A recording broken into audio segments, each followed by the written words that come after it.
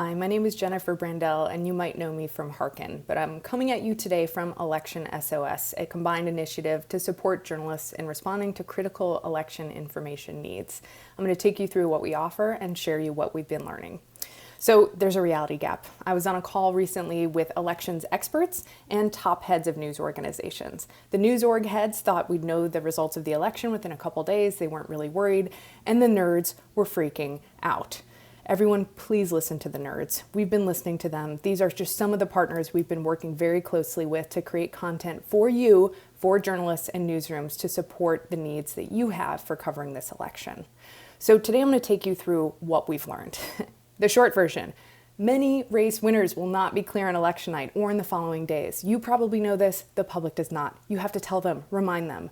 The ambiguity and uncertainty is likely to lead to violence. We're going to prepare you for that coming shortly. You have a major role to play in all of this, so please don't forget it. We created this scenario planning guide, 27 glorious pages for you to fill out with resources, ways that you can protect your staff, the act of voting, and elections. It's free to download. I'm going to take you through some of the high-level things. One section is about protecting your staff from harm. And this is both digital threats and physical threats. So we're talking about surveillance, doxing, violence, what gear to get, exposure to COVID-19, and PTSD, which is real.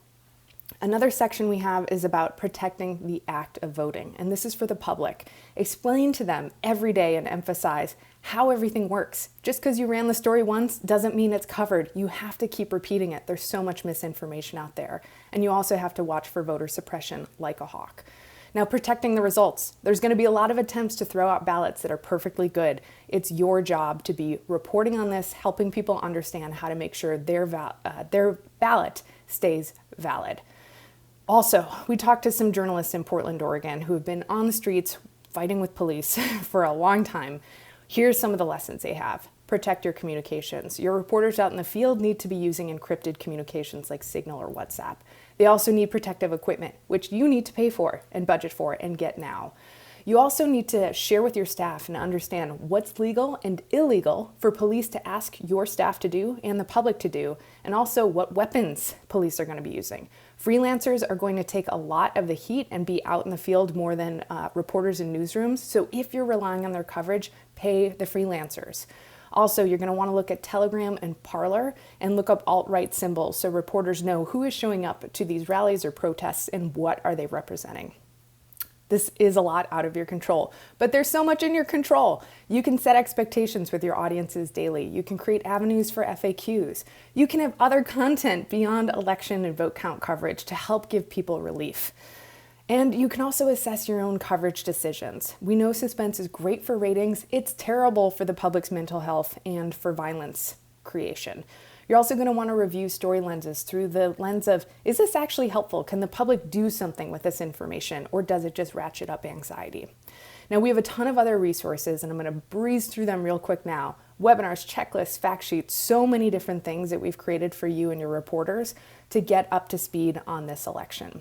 We also have a story and pitch database, so when Monday or your pitch meeting rolls around, you have a bevy of incredible, useful, relevant reporting to do for the public based on stories other people are doing. We also have a difficulty level rating too for quick turnaround.